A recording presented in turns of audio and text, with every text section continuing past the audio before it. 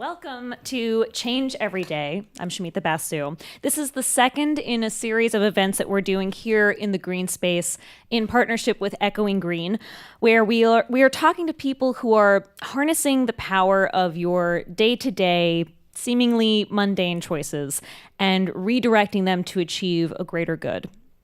So last week we spoke about how to eat your values by better understanding the food system, where food comes from, how to use our wallets and our politics to move toward a more equitable system. Our next event is in about 2 weeks. It's called Invest in Your Neighborhood. But tonight's event is called Apps That Save Lives. So let's talk about the technology in our lives for a second. Who here has a cell phone in the room? Anyone own one cell phone? Yep, okay, so that's everyone. Anyone have 2 cell phones in the room? Yeah, I do too. It's terrible. I want you to think about how much time you spend on your phone every day. And not necessarily making calls, but putzing around on the internet, playing Candy Crush, whatever it is that you're doing on your phone. Then think about the amount of time that you spend on a computer or on any other smart device that you have. American adults spend more than 4 hours every day watching, reading, listening to, or somehow interacting with their phones, tablets, or computers, according to a recent Nielsen report. Imagine if you spent some of that plugged in time doing something for the collective greater good. We've got 3 guests to talk about their work and how they're using tech to solve problems, to provide a much needed service, to demand greater accountability. And we're going to take questions at the end, but I want to encourage you to use the note cards that you all have at your seats to take notes, make a note of anything that stands out to you over the course of the night, jot down your questions so that you don't forget them, and we'll come back to it at the end. But for now, please give our panelists a warm round of applause so it's not awkward when they come to the stage. Come on out, you 3.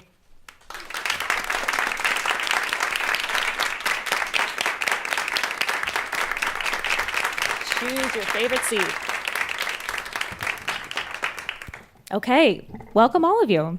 Thanks for being here. I know everyone traveled to be here today and got here at various times, including several hours ago. So thank you for coming. I want you to each take a few minutes and just talk about your organization, what it is that you started, what it is that you do. Swapna, why don't we start with you? Swapna Reddy, you are a co-founder of the Asylum Seeker Advocacy Project. Do you call it ASAP? We do. ASAP for short? Okay. Tell us what ASAP does. Sure. Hi, everyone. Thanks for being here. So our organization, the Asylum Seeker Advocacy Project, is one that is trying to answer the question of how to bring legal services and community support to asylum seekers who live all around the country in what are essentially legal aid deserts. So places outside of New York City and San Francisco where there aren't great legal aid offices and great community support services. What we do in terms of our day-to-day are a few things. As you all know, this has been an area that has become an extremely high-need area in recent years, and we do 3 things. One is that we connect a great deal of asylum seekers online to each other so they can provide each other support, and so we can answer their urgent legal questions in an online community. We are in touch with thousands of asylum seekers a day in that way.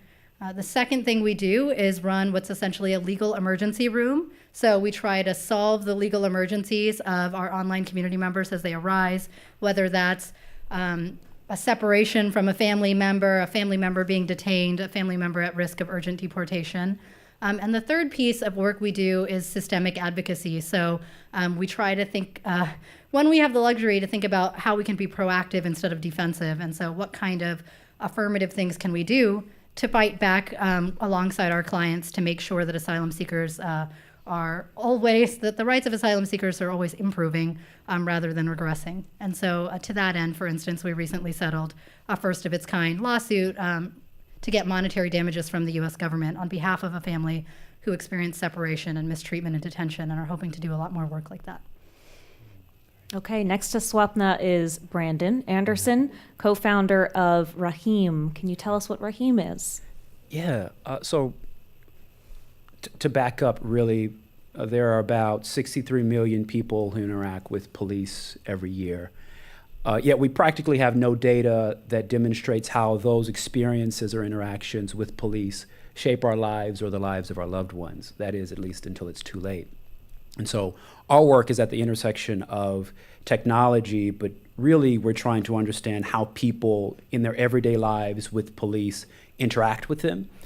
And so what we've learned is that 93% of people who experience police violence do not report it. And this is normally due to the unnecessarily difficult and often intimidating process that one must go through in order to report it. Most cities require that you do it in person during business hours and within 90 days. And so that's nearly impossible for most working Americans. And as a result, we kind of engage with people with whom experience police violence through the use of a chatbot. And that chatbot just really asks people kind of 3 buckets of data about how they have experienced police, both positive and negative interactions. And then we use that data to make better policy, eventually to measure impact and to design strategies that save American lives. Yeah. And Brandon, these are for recent police interactions, right? So this is something that has just happened to someone, whether you said positive or negative.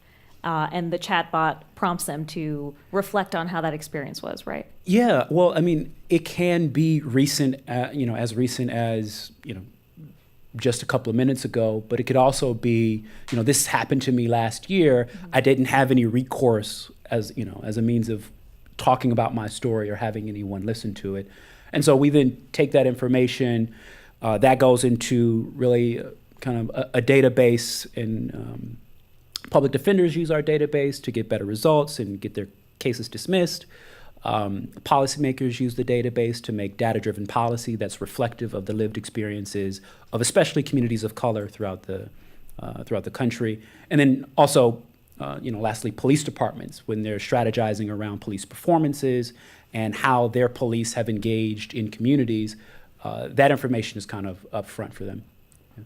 Mm. But it can be, just yesterday, or it can be 90 days ago, it can be a year ago. If you still have the name and badge number of a police officer and they're still in the force, there's still a way that we can hold them accountable. Okay, and Aziz Alghunaim, you are the co-founder of Tarjimly. Tell us what Tarjimly is.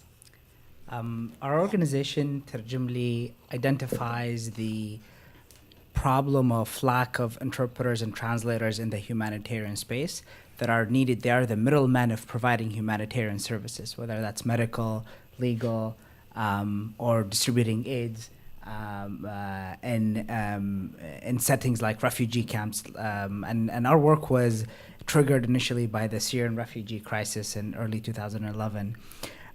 What we do is we provide on-demand interpreters and translators for refugees, aid workers, and immigrants in under 2 minutes on their smartphones. So the way we do that is we engage the bilingual community around the world to volunteer 20 minutes of their time to become that on-demand interpreter for a refugee that's in need, to engage in a critical, often short-term communication just to receive that service they need.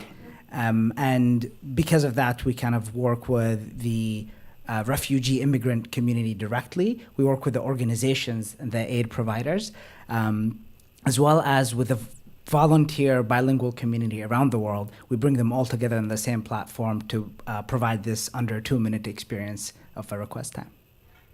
Okay, now because all tech platforms that are working toward a greater social good must have a good origin story, can you each tell us a little bit about how you arrived at wanting to solve the problem that you saw? Tell us what the problem was that you saw and how you decided that this was one way to get at it. In any order. We don't need to go down the line.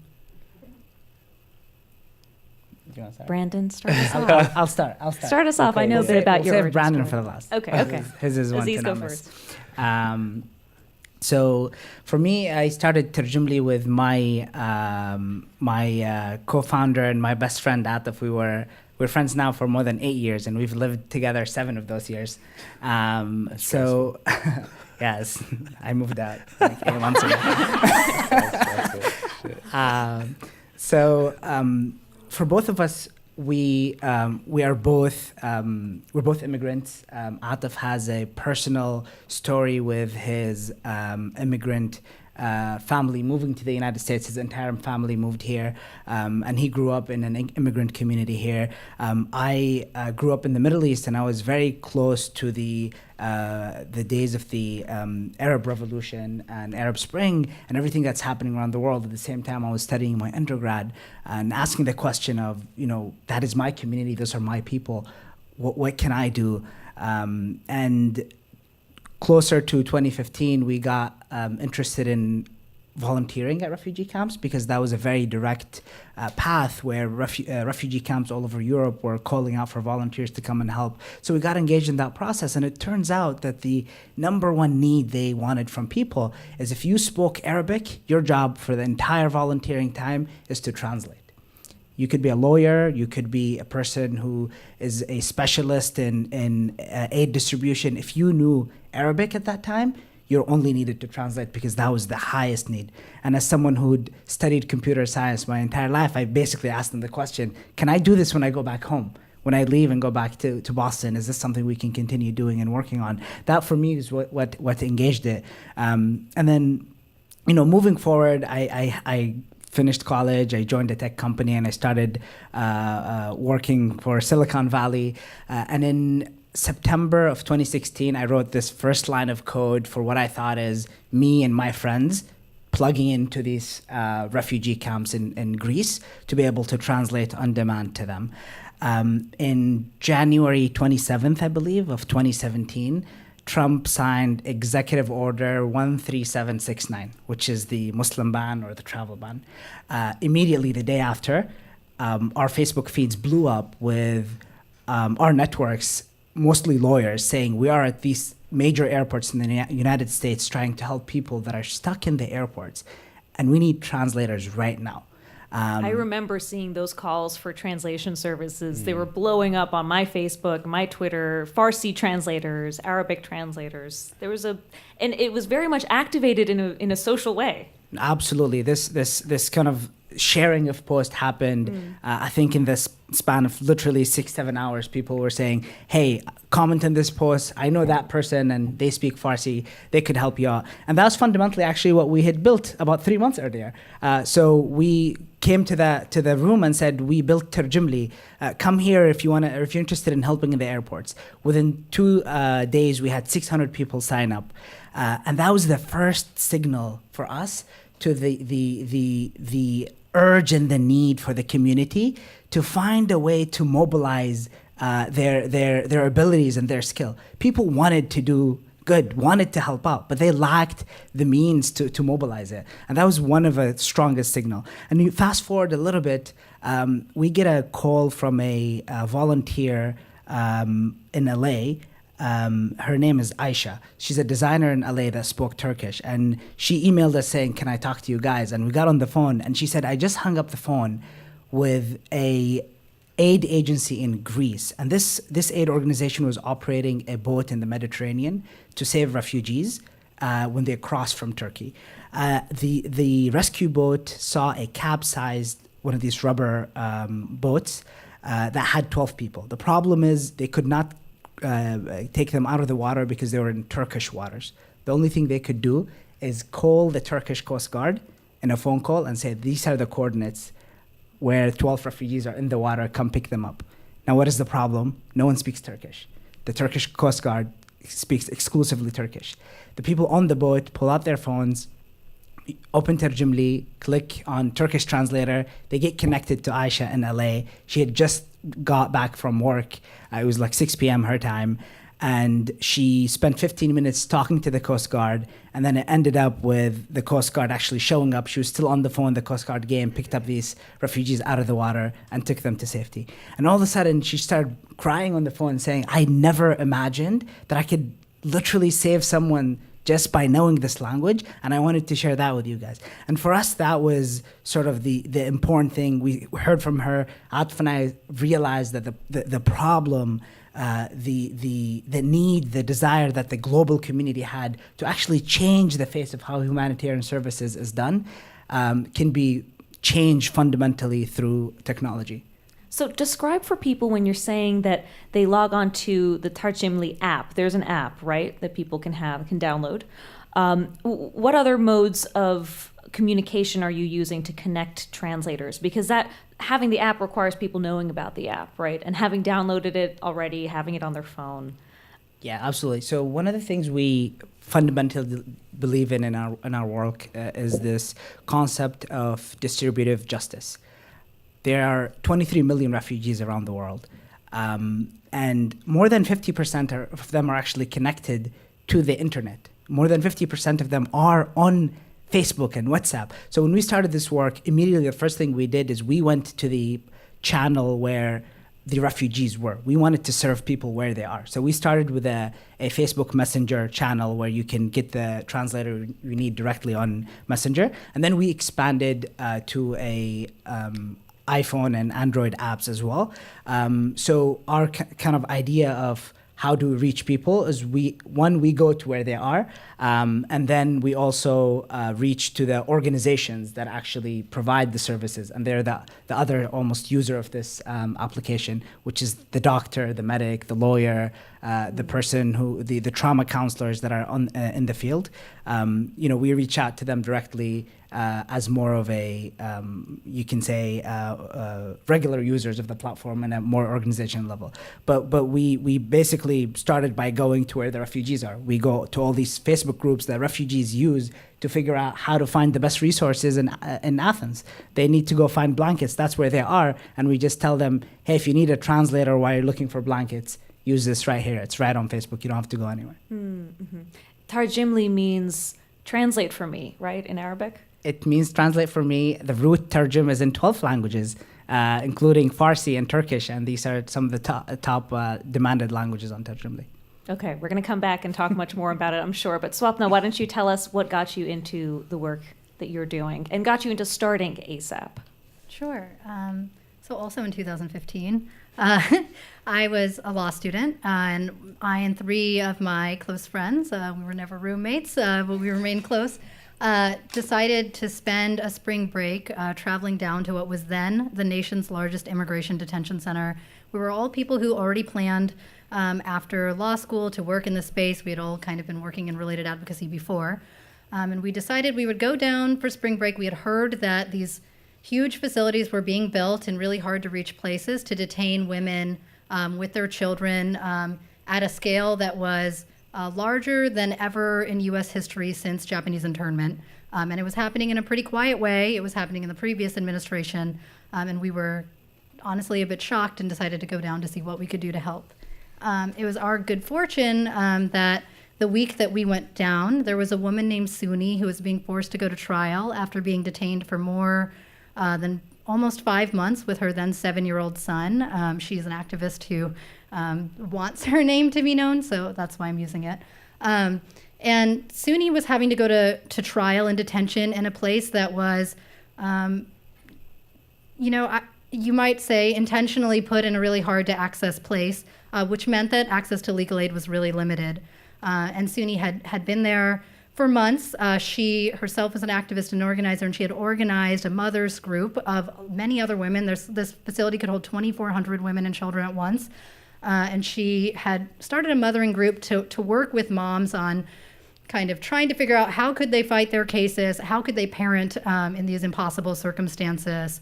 And she had seen that basically every family who'd been forced to go to trial since she had gotten there had lost. As far as advocates know, only 1 or 2 families had ever won their trial in the Dilley Family Detention Center prior to May 2015. And it was her turn, and that was the week that we were there.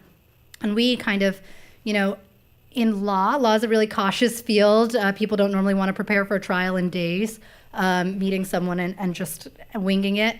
But with those odds, we figured we couldn't do much worse. And we, had the good fortune to represent Suni in her trial, and she was able to win her case days later. And whereas almost all other humans would get released from a detention center where a family had experienced horrific mistreatment, just horrible things, and be just glad to leave it behind, Suni actually, the first thing she did when she was released from the detention center after trial was tell us, it was random that you happened to come down this week, but you're going to leave and no one's going to represent these families next week and the week after that, and you guys need to do something. And we listened. She was right. But the few of us who had made up that legal team were actually headed in different places. One person was going to Japan for the summer. One was going to Mexico, Chicago, Miami. We were really going to be very far from the U.S.-Mexico border in Texas. But we took heed to what she said and thought about, well, what can we do to help? And so from that point on, we just kind of assembled a mass of volunteers, including some remote translators and interpreters, and just tried to find ways to represent these families at trial. And we were able to represent every family that went to trial in that detention center from May 2015 until the government stopped forcing families to go to trial for the most part in October 2015. And all of those families were able to win their cases. And that was a pretty huge narrative shift from these families are migrants who can't pass an asylum trial if they're put to one, to the problem here is actually a lack of resources. The government can pick any family at random in this 2,400 bed facility, force them to go to trial, and they'll win their case with only a couple weeks to prepare it if they have the resources they need. Those cases got a huge amount of media coverage, and the government stopped forcing families to go to trial. And then we kind of had built this huge apparatus of 100 plus people who were expecting to volunteer every week to try to get someone out of detention or to win an asylum trial, and a kind of a new system of asylum representation that was like massive preparation in parallel steps because you have very little time instead of long-term preparation with a couple people. And so we thought, well, where else does this problem lie? And it was obvious that kind of there were communities all over the country where asylum seekers did not have access to legal aid because they couldn't afford to live close enough to access the great legal aid that is available in Manhattan or in San Francisco. And we had an apparatus built to address that. And noting that kind of the lesson that SUNY had taught us, which is that, the only reason these families had ever gotten representation from us in the first place was the power of organizing and the power of community support, and knowing that when people are in communication with each other, they'll advocate for each other in a way that makes a difference. We thought, well, whatever model we make has to also have this community support component, because that was so critical to why we're doing the work we're doing. And so that's where the online community piece was born. And today, to date, we've represented and prevented the deportation of over 400 asylum seekers. We've represented people in over 40 states, and we connect over 3,000 asylum seekers who were formerly detained in an online community. And honestly, I think one of the most valuable things that we do, period, is getting to see these families in communication with each other, getting to see someone say, I have an ankle monitor, I am pregnant, it is getting incredibly painful, I want to give up and leave, and someone else saying, keep fighting, I had mine on for 18 months and I finally got it off. Or, it sucks, I know, I'm in the same position. Or, here's the letter that I drafted to try to get it off and it worked. Like, do you want to try the same thing? And we try to provide a lot of legal expertise and a lot of up-to-date information to these families about how they can help. But, these families are like a just endless source of knowledge for each other, and are honestly, unfortunately, have to become quite sophisticated about our immigration system, and so can answer each other's questions the majority of the time as well as we can. And so Swapna, sorry, when you're talking about this online community that you act as moderators for, almost like you look through the conversations that are happening and are trying to connect people who can problem solve for each other, are you talking about, you've spoken to me about a Facebook group that you've created, a closed private Facebook group for asylum seekers who are sharing this experience? Yeah, exactly. And so that's what it is. It's a Facebook group. And you couldn't have said it better in terms of like meeting people where they are. That like the client population we serve are, predominantly don't speak English, predominantly don't have like a high level of formal education, but have a lot of facility with, phones. They use Facebook and WhatsApp to communicate with their families abroad. So that's like the two pieces of technology that they're always making sure to check, because it's like their lifeline to the people they care about most. Even though they're really well versed with a cell phone, they don't necessarily have their own. So we can't expect them to have an app, because they might not be using the same cell phone every time, and they would have to download an app on a new phone every time they were trying to connect. And so it's exactly what you said. I think, maybe we'll talk later about some of the challenges of trying to meet people where they are, but I think first and foremost, it was important for us to make it as easy as possible for families who are facing nothing but logistical hurdles to connect to this lifeline. And the last thing I was going to say about the Orangeton story is the lawsuit I was mentioning. previously that we settled. The first of its kind lawsuit getting monetary damages for a family was actually Sunni's family. So we've been really excited that Sunni has continued to fight and kind of set precedent for families and is continuing to, I think, like set the pace for like what asylum seekers deserve. Yeah. Swapna, I have one more question for you actually about the way in which you're connecting people who need legal services with the people who are able to provide them. Have you built a platform for that? Is there something you needed to invent, or are you taking advantage of existing platforms to connect those? I mean, there are some services online. There's Immigrant Advocates Network has like a online directory of legal services, but to be honest,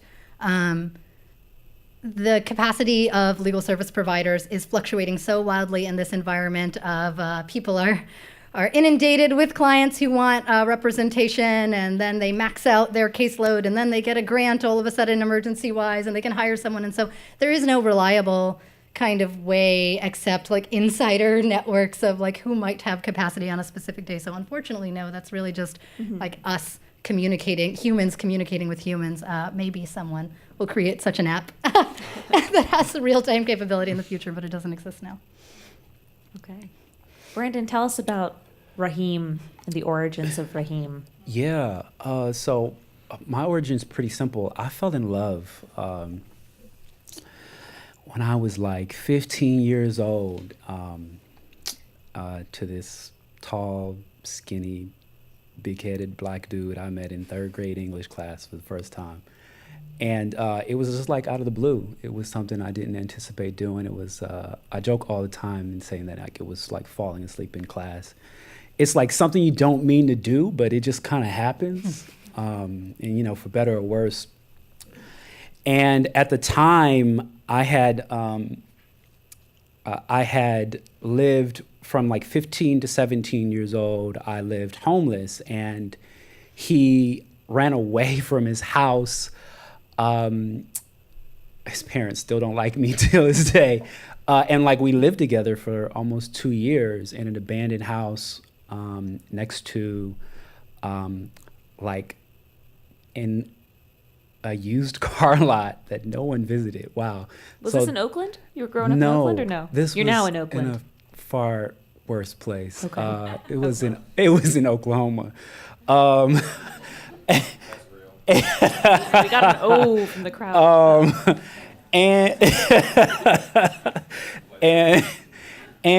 Yeah, so like it was that place that I fell in love, in an abandoned house that someone left next to a car lot that no one visited. And I felt kind of like both of those things, but I had someone there who loved me. And it's just amazing how a 2-room shack can feel like a well-furnished apartment when you share it with the person that you care greatly about.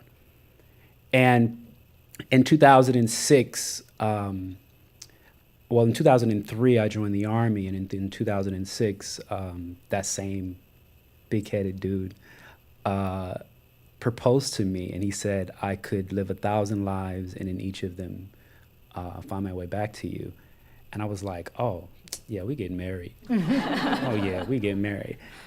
And in 2007, I got a call that said that my best friend and life partner had been shot and killed by police on his way home from work. And and so as I remember him, still the tall, skinny, big-headed black boy I met in first grade English class, his love was radical, unapologetic, and it completely changed my life. And it was that lived experience, being next to him, being close to him, that I was reminded about when watching the video of Eric Garner being strangled on live TV, which, to mention, the only person that went to jail was right now in the state penitentiary in this city, in fact, in this state, in fact, is the only person that went to jail for that. And so I was on my sofa. This was 7 years later in 2014. I was sitting on my sofa scrolling through Facebook, and I saw this video of this man being strangled, and it threw me into just almost like clinical depression instantly. That a man on live TV was strangled by a police officer. And it just brought back feelings of not sitting next to the man that proposed to me and said those nice things 7 years ago. That the reason he's not here is also due to the performance of officers like the man that strangled Eric Garner. And to some extent, I went through the rest. At the time, I had, left. I left the Army. I started studying, and at the time, I was at Georgetown. And for the week I was at Georgetown after watching this video, the one thing that kept just kind of coming up in my mind, kept reminding me, is that I'm on this campus where I have like unlimited resources. And at that time, this is also when Michael Brown was shot shortly after. And there were people at Canfield Apartments who were protesting against police for shooting an 18-year-old boy for stealing cigarillos, which in fact he never did. And I was in class talking about critical race theory and how, and how we can make the world a better place, I guess, by studying. If you're in school, like, keep going to school. But I'm saying, like, I left that space and was like, wow, this level of privilege is just, I don't think I deserve this. I need to be in a place where I can be spoken to differently and where I can show up differently. So I left Georgetown for several months, and then went to Ferguson for a couple of months and did work there and just couch surfed and was like in the movement for a little bit and had no idea what I was doing or how I could be helpful. But it was being a part of that community where I felt more at home. And then some of the things that I learned about is when we had these spaces where at the end of the day, when we had like, I guess washing mace out of our eyes, it was like, okay, so like, not how was that experience, but how often does this happen to us? And one of the things I learned and kind of stumbled upon was that Black folk in particular are under the reign of police as an agency and an infrastructure. The same way that Eric Garner was strangled, Black folk in this country continue to be strangled by a regime that is not held accountable. And the only people being sent to jail are the people recording it. And so people who are onlookers of these experiences are oftentimes the ones being thrown in jail. And oftentimes we don't find where police are in fact being held accountable. And one of the reasons that I found that out through, I went back to Georgetown. I was like, okay, so if I have to do this studying thing, I want to learn more about this. And this little bit of chunk of work turned into this grave obsession about solving the problem behind, like, why do people not talk about the experiences that they're having with police? Well, first, why aren't police being held accountable? Secondly, I found out the reason that is because oftentimes it goes unreported. Because everybody, not just Black folk, just really have lost, not just interest in, but trust in a system that will see them, even when they report it, right? Every time a person submits a formal complaint against a police officer, it's a request to be seen as human. And last year in Oakland, 506 people did that, right? Less than 2% of them, in fact, had any disciplinary action to the officer, right? And so like 504 people asked for a government to see them as human and worth valuing. And that government said no. And I think that oftentimes we find ourselves in positions like that where agencies of the law are not held accountable, not because we report them all the time, but I think, frankly, because it's difficult to report about them. And it's difficult to trust the system that has our entire lives not been there, right? So we don't really trust that system. And so I guess the origin of Raheem, and Raheem's means compassion and a second chance in Arabic, which is kind of funny. I'm on this panel with you, Aziz. The origin story was a story of love, deep loss, But truthfully, I think that each of us deserve to live in a world where we feel safe to live, but mostly to love freely. And at any point, if a system or a group of people or a society stops you from doing that, I don't care how lawful that chokehold was. That chokehold is a chokehold that theoretically is strangling our opportunity and the fundamental human need to love, be loved, and build community. So let me ask, the chatbot is prompted along, it asks certain questions. What kinds of questions are you asking? What is the data you're gathering? Yeah, and that's then a I good really question. want to hear, because I feel like this is the accountability part of it, Yeah. is what kind of buy-in do you need? Because it sounds like you need buy-in from police departments for this to work. Okay. What have you been met with? Yeah, I'm ready. So I'll start with the first question. What kind of data do we collect? We collect 3 buckets of data, right? So in 2017, we did this on a whim with 6 or 7 volunteers in San Francisco. We put together this Facebook Messenger chatbot, which seems to be a trend, I guess. And it was just because it was easy to do and people were there, right? And so if we had people that weren't reporting, we could at least use Facebook ads to kind of bring them to a place where they could talk to us about the experiences they were having with police. The questions that Raheem asks you within this 2 to 3 minute conversation that you're having with him is, the first bucket of data is about your experience. Like, how did you experience this last police encounter, or whichever that you're reporting? We get date, time, location, using GPS. Any photos or videos that you have that include in that. If you have a ticket number, we collect that as well to help verify any incidents that happen. And the second type of information, a second bucket of data, is about the officer. Name, badge number, perceived age, race, and gender, and then how you felt that officer performed, right? So these aren't questions that you have to type. A lot of them are multiple choice and you just kind of click on it. And then there's a space for you to really write about your experience. The last bit of data that we collect in the third bucket of data is about you, right? It's optional. No one has to answer these questions, but frankly, it helps us understand how police treat people like you in the areas that you're reporting.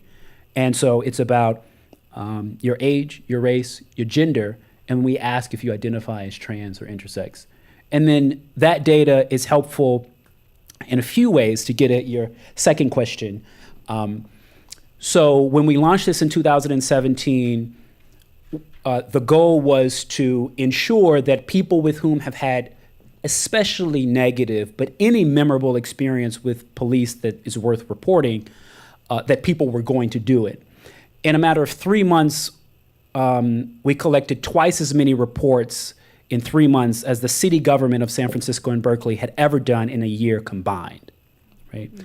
Which let us know that this wasn't just a problem that people weren't, having, but this was a problem that people were having but didn't have access to talk about. How did people know to talk to you about it?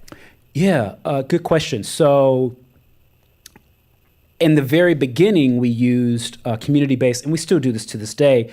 We partner with community-based organizations. Mm-hmm. At the time when we were doing the 3-month pilot in San Francisco, we were working with the East Bay Community Law Center, which is a law clinic where 2 times a week people came in with tickets that they wanted to find, those fines, which is another way that policing agencies are violent, is economic violence. And that economic violence had sort of grown into, and we saw this in Ferguson, 30% of the general operating budget was used through fines and fees from communities primarily of color. And so what we saw is that people were coming in with fees that they couldn't pay. Those fees were doubling as a result of them not being able to pay. Their licenses were suspended because they had to drive to work because they had kids and they needed food. They got they drove on those suspended licenses, and oftentimes they got put in jail as a result of it. They then lost their kids as a whole thing. And so what we found was that people came in and they wanted to reduce their fines. During that time where they wanted to reduce their fines, we knew that they had an experience with police, so we asked them about those experiences, right? And that was really all we did, is that we asked people about their experiences with police. That was the only difference between us and an entire government, is that we asked people, right? And so I'll say a last piece about, so community-based organizations were huge. In getting out the word, you're saying. Yeah. And secondly, I'll say that we use, Facebook ads, Twitter ads, all sorts of social media ads. When people talked about online their experiences with police, we were there, right? We asked them the questions. So now how did this experience? Listening? Who's listening to really make the accountability part land? Yeah, that's a good question, which actually brings us to a different point, because at the very beginning we thought, man, we're going to really have to play nice because police are the police, and everyone knows the police as the police. And it was particularly difficult for me ever to even look at a police officer, because the last time I saw one, it was in the news about well, every time I see one, it's about the news. And so I was just like, no, I really don't want to talk to police. I don't know how I'm going to react with this man in his uniform. I definitely ain't going in here by myself. And so what I learned, so at the very beginning, actually, there was a police chief at the university at Georgetown who helped to facilitate the mock-ups and the design of what we built. I learned later that it would be helpful, right, if police are engaged. Ultimately, what I want to see, and what many of the people in communities want to see, is less policing. And so that kind of works police out of a job, to be frank. And so we weren't at ends, but they, after a while, it turned out they weren't necessarily our partners. So the people who tend to listen now. So to make this quick, we work closely with public defenders.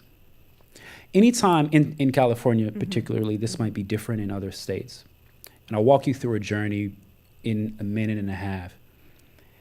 When you go to, let's say, for instance, you're one of those people whose license is suspended. You got caught driving without, a valid license. You get sent to court. But the police officer that pulls you over, let's say that they falsify evidence, right? And when you go to court, you're not only dealing with an invalid driver's license, but you're also dealing with having drugs in your car, right? And let's say you go and your public defender says, well, hey, you tell your public defender, I had this experience with a police officer. He actually lied and put, drugs in my car that weren't mine. And as a result, now I'm standing trial for this issue. Oftentimes, public defenders have to file, if that is the case, public defenders have to file what's called a pitches motion. That motion is, it's really a long drawn out way to say it's a request to the judge to ask the judge to look and examine the records and the history of conduct of a police officer, specifically about that form of misconduct, right? If the judge does not see any misconduct specific to that particular type of misconduct, he could have seen all sorts of other things, but if it's not germane to falsifying evidence, he does not offer that information to the public defender. So as a result, public defenders can't question the credibility of law enforcement on the stand. And as a result of that, we know judges oftentimes in this country side with police. Because if you are a client of a public defender and you already have a charge, you're less likely to be believed, right? And so what happens is public defenders don't have access to the data or any reporting or the history of conduct of police officers until 3 months ago, right? So our job, frankly, to cut to the chase, is building a search engine dedicated to providing public defenders history of conduct about police officers. They use that data to locate people in the city who are willing to testify against police officers on the stand. They then take those pieces of evidence, they write up an affidavit and say, hey, district attorney, we have 5 people willing to testify against Officer Gogobachi, right? And Officer Gogobachi is not put on the stand. They cut their client a better deal or they dismiss the case entirely. How that is impactful that's pre-trial. How that's impactful in pre-arrest is that if you know, as a police chief, your arresting officer can't stand trial because of his credibility. You also know you're not going to dispatch that officer on the scene to do more arrests. So de facto, we are not only removing police officers with a history of violence from pretrial, testifying, lying, but testifying against clients, we're also ensuring that they're not at the very beginning stages when it comes to arresting people in the streets.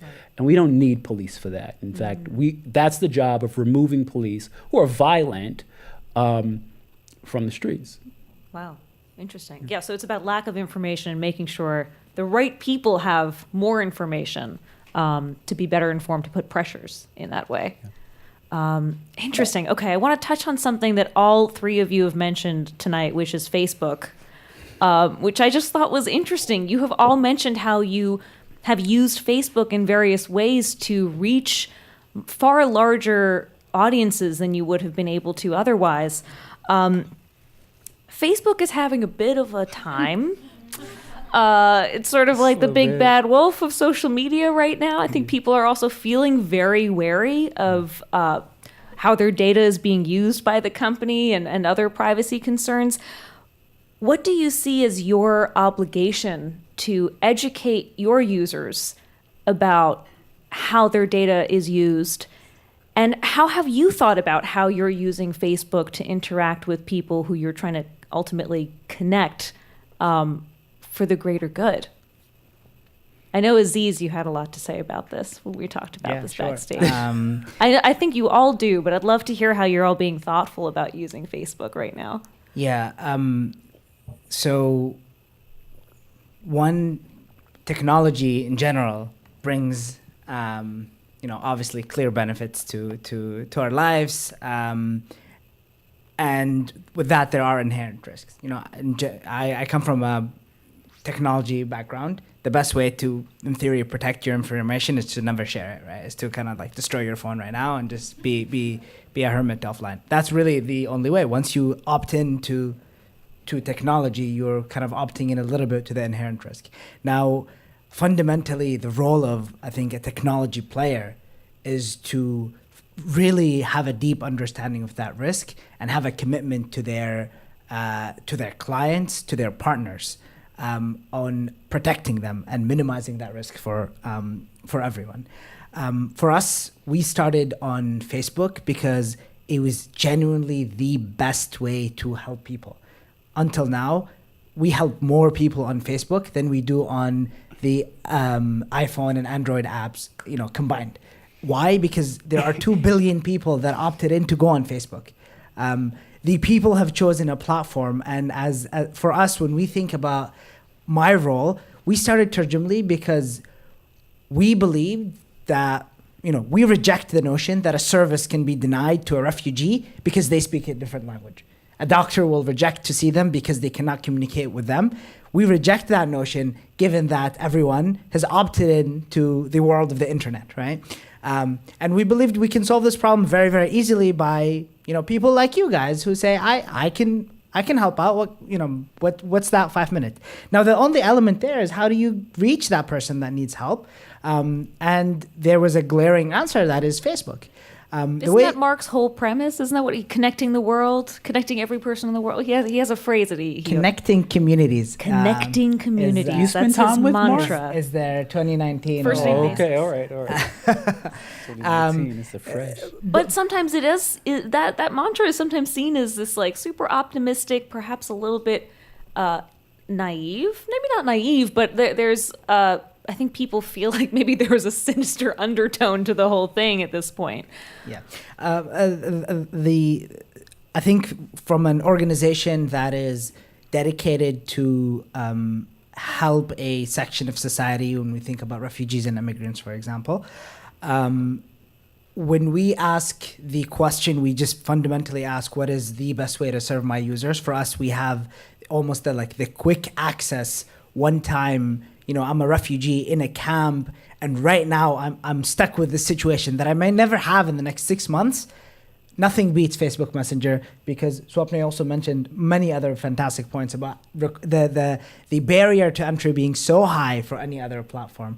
Now we have other segments of users that are actually a lot more. So, for instance, majority of our active users are more sensitive users in nature, are actually in places where that data is not shared with any third party. So for us, we feel that our responsibility is to provide that optionality. Our role is to tell you, this is your spectrum of risk and accessibility. It's not just risk that you're opting in. It's genuinely, there's a very positive side to it. But my responsibility is to provide you that spectrum of optionality, make that very clear and explicit to you.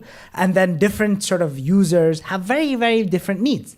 And they can, now if I give that optionality, I feel like I've done my job, that I've provided the option of a more private outlet, if you would say, that they could sort of opt in. Swapna, what about for you? I mean, in this Facebook group, it's a closed private group, so you have to be accepted, right, to be part of, to be a member, to contribute to posts, to even see posts. But how do you interact with your members there and make them aware of any privacy concerns? There could be some very sensitive information that they're sharing that's sensitive to their trials, that are sensitive to their case. How do you handle that? Sure. I have so many thoughts. I'm sure. I will not share them all, but I guess I'll just start by saying that we really see this as we are solving a problem with our clients together. We're all trying to just come up with the best way to deal with a extremely difficult, urgent situation, and our clients are extremely smart and savvy about how to make the best choices for themselves. So I think one is, we explain what we can and cannot guarantee about being a part of this group. We can guarantee that we will never share any information with anyone without their permission. We guarantee that when someone shares overly identifying information or sensitive information in the group, even though it's private and no one except other members can see it, that we will delete it and just tell the person, can you repost that question without attaching the document, the document that shared, whatever sensitive information for their sake. But we also just, they're adults, and we let them make the choice about whether it's more valuable for them to take that risk or not. And our clients are people who are not just pretending to be running from something, they're running from something, and that has made them take a lot of precautions. Almost none of them use any kind of real name on any social media platform to begin with, because they are people that they don't want to be able to find them. Almost none of them are posting photos that they think are incriminating, because it's not just that Facebook could sell something, but that there's just a whole country of risk and danger that they have run from, and so they're taking that into account with every choice they're making. And so they're just, I guess I can't say enough that they're pretty savvy. They know a lot about the risks they're taking. We do our best to inform them of the risks they're taking in case they're not familiar with some of the things we can't guarantee. But I guess another last thing I'll say about the clients we serve is that they're known to the government. They were detained at the border. They may have been lucky enough to be released into the U.S. pending trial. They may have been unlucky enough to be separated from a child who's now in the U.S. and they've been deported. Whatever it is, they're known entities to the government, at least. So one set of risk, unfortunately, is already taken care of. Mm-hmm. Mm-hmm. Brandon, what about you? Thinking about Facebook. seeing as Raheem lives on Facebook Messenger in one form? Yeah, right now, Raheem is only on Facebook Messenger. That's going to change shortly because I have learned and have just become more burdened with just with the way that Facebook operates in its policies around data collection, data privacy, and the things that it does, without my permission, right? So first stating the obvious, I learned about the strangulation of Eric Garner due to Facebook, right? We all saw that in a video. Philando Castile, who in 2015 was shot on Facebook Live by a police officer with his girlfriend in the car with him as her 4-year-old daughter was in the back. Like, I wouldn't have learned also if communities hadn't sent messages to me that he had been stopped. And I think it was also due to some of the reporting from NPR. He had been stopped 46 times even prior to that, since he was 19, in between him being 31 and 32 when he was killed. And it was, the rallying cry. We used Messenger in 2014 when, Michael Brown was shot and killed. And we were using Messenger to engage with the community and stay in touch. We later found out that Facebook in 2014 and 15 was had sold data and was in partnership with Geopedia, which is a small startup in Chicago, where they were offering data to them to help them locate protesters of color to add to what was now described as a black extremist list.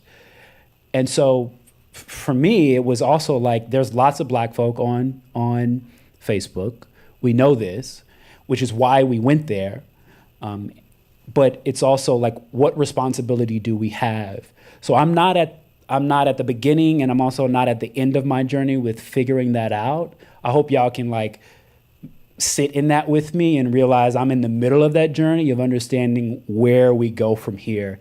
And I think that I don't have all the answers, but I think that if I had my way and I was Mark, or not Mark, but had Mark's resources, I would I would just I don't know, I would buy Black Planet like Solange did and create something that was just more stable to where black folk lived. So I think it's difficult because there is a policing element on Facebook that exists, and it's difficult for me to say it doesn't exist. Mm-hmm. So I'm in the middle of working and grappling through what does that mean for our users, but at the very least, we are expanding beyond Facebook to include on our own platform. So when you go to raheem.org or raheem.ai, that you'll be able to file a formal complaint and to talk about your story and your experience with police from our site and not solely from Facebook Messenger. That is what I can say at the very least, but still grappling with that subject.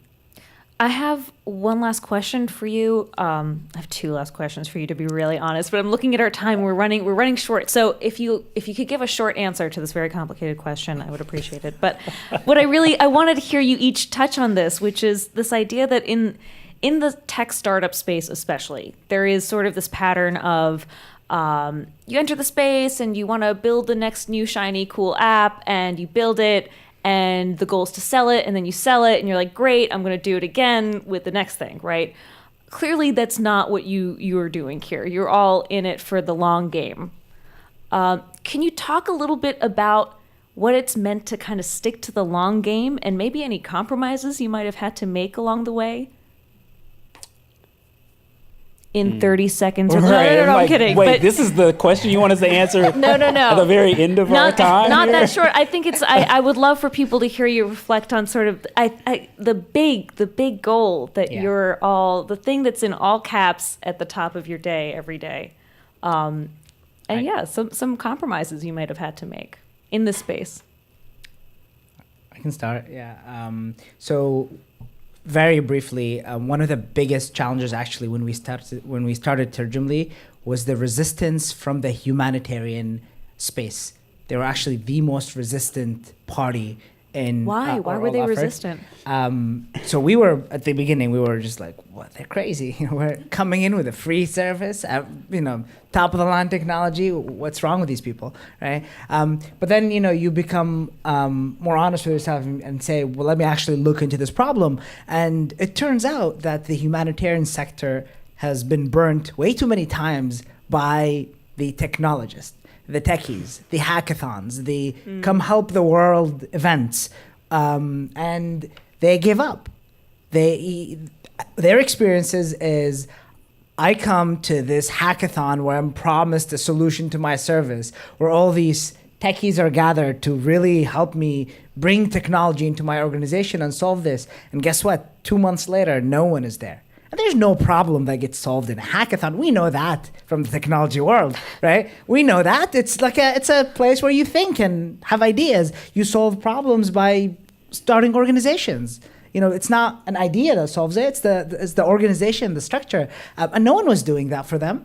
But they didn't know that. They kept coming with a genuine intention of, yes, these people are there to help me. And probably everyone was well-intentioned, but it hurt them a lot. Their resources were suffering. So they decided the best thing to do is these things, the technologists, are just a waste of our time. So it took us a lot of relationship building and trust to actually get to a point where we say, we are not hackers. We have an organization that is dedicated to eradicating the language barrier in the humanitarian space. And we can't do this without you.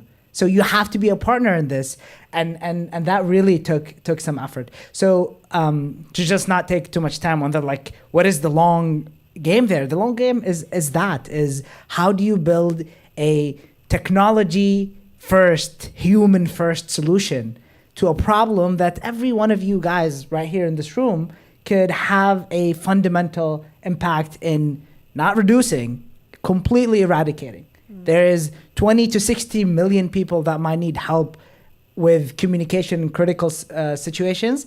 There's 3 billion, that's a B, 3 billion people that know multiple languages in the world, right?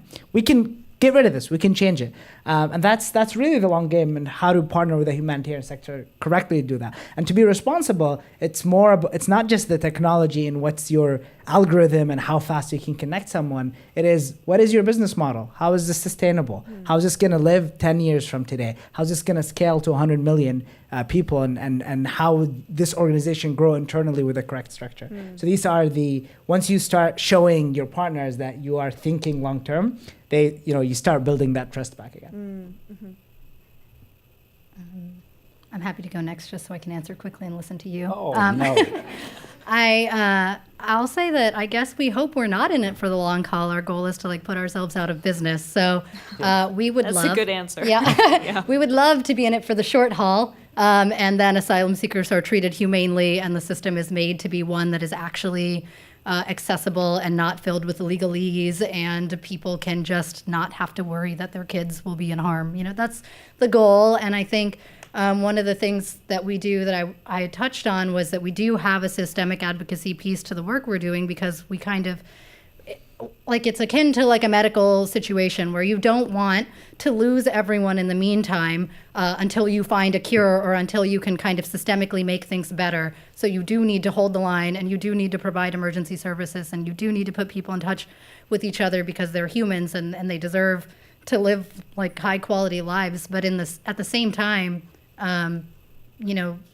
we don't want to do this forever. We don't. I hope that eventually there is no more legal aid, because people aren't having problems that require them to need free lawyers, and or they have the economic sustainability to not need a free lawyer. Whatever it is. So I guess I just wanted to to say that, it's certainly not our goal to like sell ASAP to the highest bidder and move on to another nonprofit, but it is our goal to like put ASAP out of business if we could really do it correctly. So.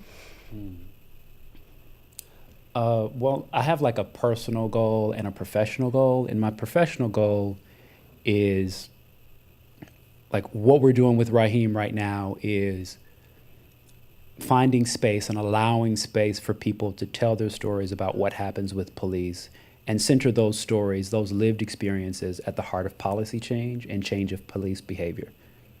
I think that any group of people with whom experience the most violence or experience any type of activity should be also at the table making the decisions.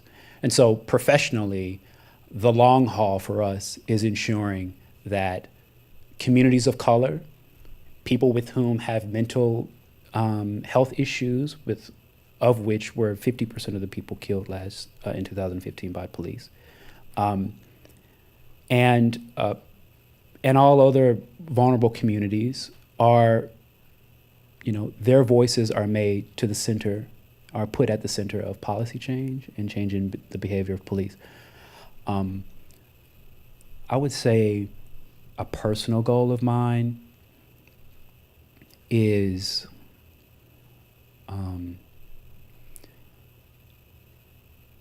a personal goal of mine is to just be back in a space where I can comfortably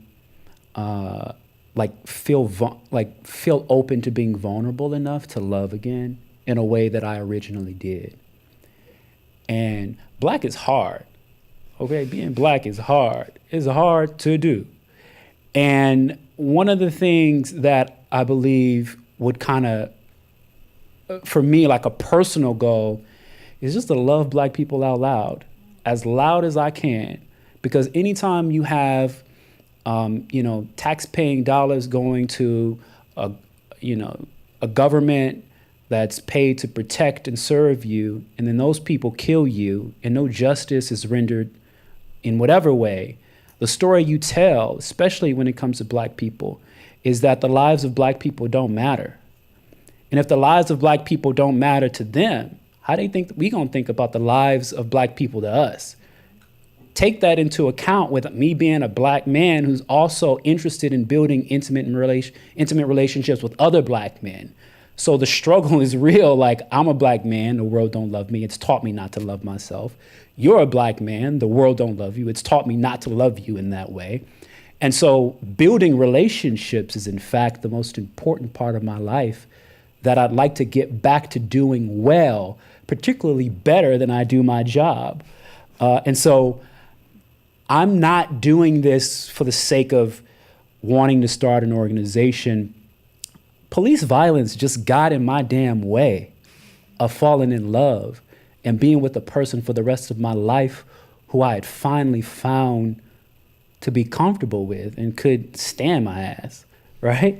And so I feel like a lot of us, we're not doing this work because, we enjoy waking up every day and like, let's go talk about police violence every damn day. I mean, I'm like, hey, let me take a chill pill. Really, I think for me, it just got in the way. So the long haul for me personally is be back in a place where I feel comfortable to love again in a way that I once did. And I want that for the rest of the world. And so that's really my stake in the game. I want to leave time for questions. I want to open up the space. If anyone has a question, we have mics that will come around to you. So just raise your hand. Now we can see you guys. We have some. Yeah, now we can see the room. Right in the front. Why don't you go ahead? Hi. Thank you all for coming.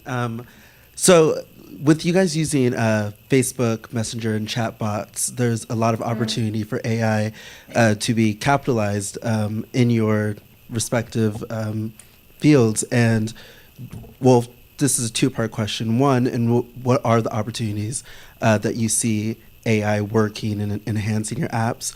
And two, do you find any companies, specifically tech companies, who have the means and the resources to build better AI systems willing to work with you? Well, I don't know if there are, I'll answer the first. Well, I'll answer the second one first, and then the first one last. Are there companies that could that we could partner with that could be helpful? Yes, I think so. Have I found companies that are interested, that are like Fortune 100, Fortune 50 companies that are interested in tackling the problem of police violence? That's kind of been tough. Yeah, so that's been a little hard, but I do think that artificial intelligence for us can be helpful in a way of kind of tracking policies. So when it comes to taking the lived experiences of real people, centering those at the heart of policymaking, once those policies have been either suggested, recommended, and then put into law, AI can actually be helpful in evaluating whether the impact of those policies are in fact, in alignment with what we had anticipated, in a way where we can, analyze the data around a particular city that's instituted policies the way that we thought that they needed to be instituted, and then demonstrate, oh, hey, actually, based on, since we've instituted these policies, these are the types of experiences that people have had with regards to policing. And so, yeah, I mean, I would definitely publicly call on some of the biggest players in the market, one of those being, Amazon. Amazon is certainly developed a fairly robust set of algorithms and technology, especially their, artificial intelligence. And I'd love for them to pivot away from using facial recognition software to locate and find undocumented immigrants in assisting immigration customs enforcement, to solving the problems of the 21st century, which actually are killing people, right? So I think our sort of end game might be different in that respect, but I definitely think that there are companies with robust budgets and enthusiasm from the employees to do something about that. I think this is a great question. In a previous life, I was an AI researcher and thought I would have a career in AI, and I often use my background to decide not to use it, rather than to apply the tool. So I will say that one of the things we think about a lot is, when can technology be used to help a process, and who is at risk if the technology fails. And so something that we do a lot is, or the thing we guard the most fiercely at ASAP is the client experience, the person that they communicate with. And we see no role of AI to interact directly with the human, because they have been through enough to have to be essentially on talking to a robot on the phone, pressing 3 and pressing, it's we do not want to be yet another person who makes it hard for them to kind of do what they need to do to vindicate their most basic rights. However, we see a lot of value potentially for AI to solve kind of behind the scenes, it doesn't affect the client, but some work has to get done, that kind of work. And so I'll give you an example of something we're working on actually right now with Microsoft, which is the only way to find out when your immigration court hearing is either one, keep a stable address, suppose that you cross the border, you're detained in an immigration detention center, you're separated from your child. It's I have an infant, I literally can't even talk about it. And I can't even read things that my clients have gone through.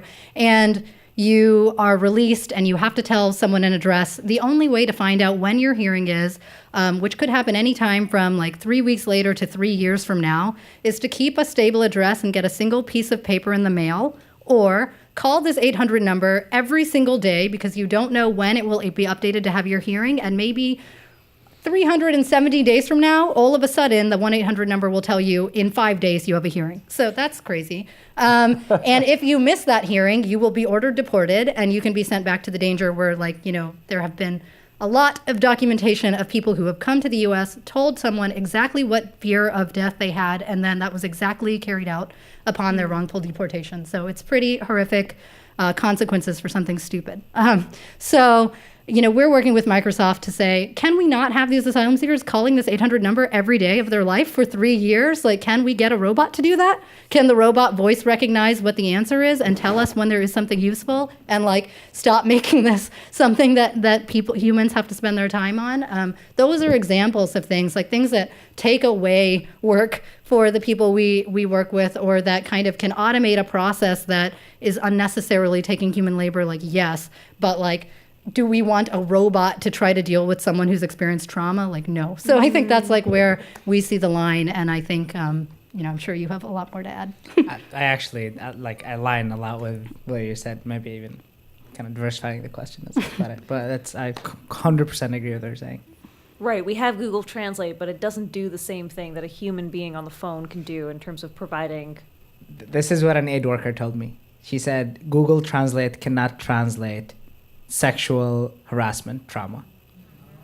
Like we were asking her, have you used it before? That was very week number 1. We were doing field research to see us being technologists. We were asking, why don't they use Google Translate, right? And that was the answer. And we're like, no, yeah, you're right. Like that's a stupid question. I'm sorry. Right. Yeah.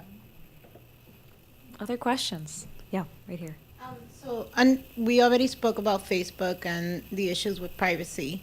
But have you thought about the impact it may have to try to move people from Facebook into your individual platforms, and whether or not you're going to lose people, or have the opposite effect of having a tighter community that people trust?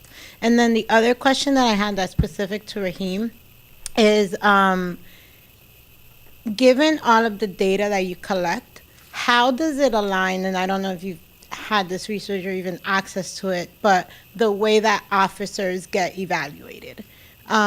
Because a lot of it could feel, what's the word, subjective, like very personal, versus like a personal opinion, versus this is actually data that stations can collect to use, not against the officer, but to kind of like put in policies against that. Yeah. Y'all are looking at me like, can you answer both of those questions? You want to jump into your specific part first, Brandon? Sure.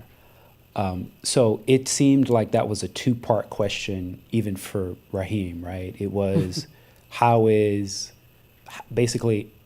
is your question about how do we know that the data is accurate in so much as it can be useful to reviewing performances of police? Well, not so much how do you know the data is accurate. Not so much how do you know the data is accurate, but how do you guarantee that stations or like police stations or even law enforcement is going to validate it? Like recognize the validity of these accounts. Exactly. That's a good question. Why are you laughing? It makes me think of the way that Yelp reviews work, and restaurants will be like, "Oh, well, those are bad reviews. Forget about those ones." But yeah, no, it's a valid question. I mean, I love getting this question because the underlying assumption is that police will in fact examine the data in a way that already begins to examine it as truthful, right? First, I'll say that I'm not quite sure that most police departments examine any data from communities that way. But if they do, I think that there are several things that can be verified as a result of it. And it starts, frankly, with them sharing data, right? So, for instance, if a police officer pulls you over, that officer has to make what's called a stop card. Those that look like little postcards. They write, well, if it's a good policy, they normally, and I think New York has this now, they write, where they stopped you, even sometimes collect some demographic data about race and age, and they're usually dispatched to those places. And so the cars have GPS on them. So we can at least narrow down what police officer stopped what person where, right? And then that's like actual data we can validate. The rest is, how did that person experience that, right? So the questions that we ask are always about, how did you experience that? It doesn't require the validity of police. I would say that I'm not interested in the validity of through the framework that police use to examine data about how I feel or about how you feel. I think the problem is that the lived experiences of you and all of us aren't being considered at the heart of change making. And so I don't want the verification of cops to tell me whether the date and time was right. Excuse me, anything other than the date and time was correct, but how you felt, how you believed the officer to, performed, and whether he or she or they carried out their duties in a respectful and professional manner, in whatever ways police can do that. I think is what's most important. And I don't think that I'm in the business of telling you or anyone else that your experience is invalid.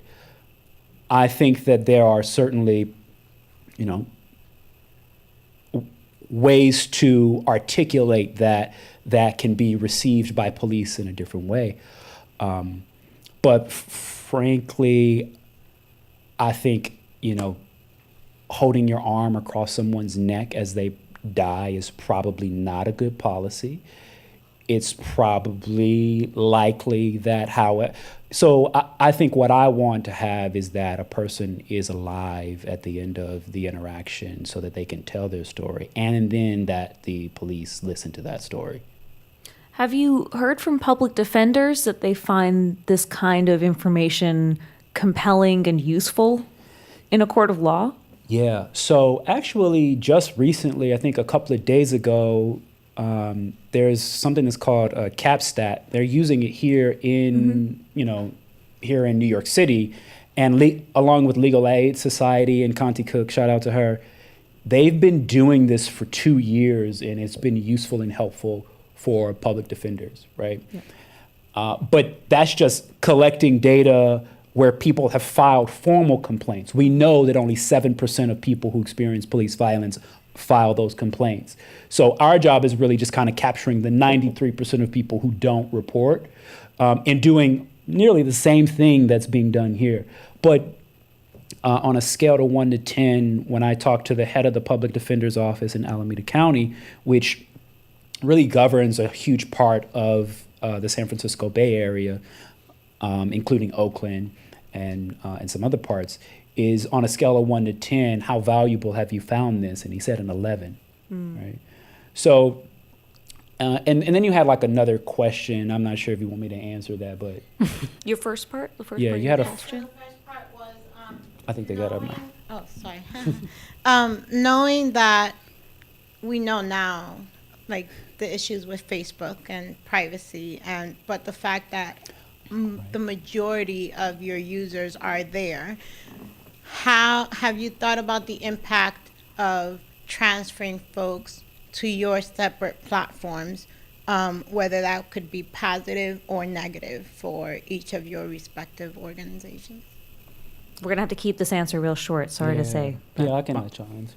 Sure. I have a very quick answer. So our approach is this client segments. So our approach is, for some people, Facebook is the best and will continue to be the best place. And for other segments, we are taking them out to other platforms. So that we just view it as we give them that optionality, so no one is harmed by a sort of a forced, we're going to shut down this channel for you. Any thoughts, Swapna? No? Nothing to add.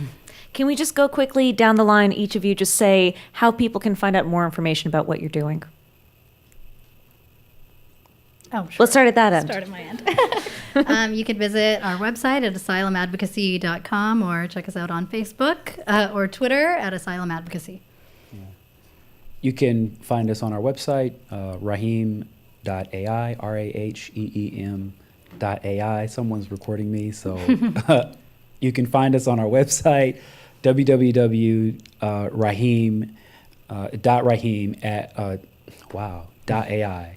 This recording thing is not working. Yeah. And Aziz, how can people find you? I would actually love to urge everyone in the room to download our app. We are trying to reach 1 million bilinguals in 2019. Everyone here is either bilingual or 10 people who are. So download it, either sign up yourself and then share with 10 other people that are bilingual. That would be super helpful for us as we eradicate this language barrier together. Please give our guests a huge round of applause. Thank you all for traveling to be here today. Aziz Alghunaim from Tarjimly, Brandon Anderson from Raheem, Swapna Reddy from the Asylum Seekers Advocacy Project. This is the Greene Space. I'm Shumita Basu. Thank you for coming out tonight. Hope to see you in 2 weeks for our next Change Every Day event. Thank you.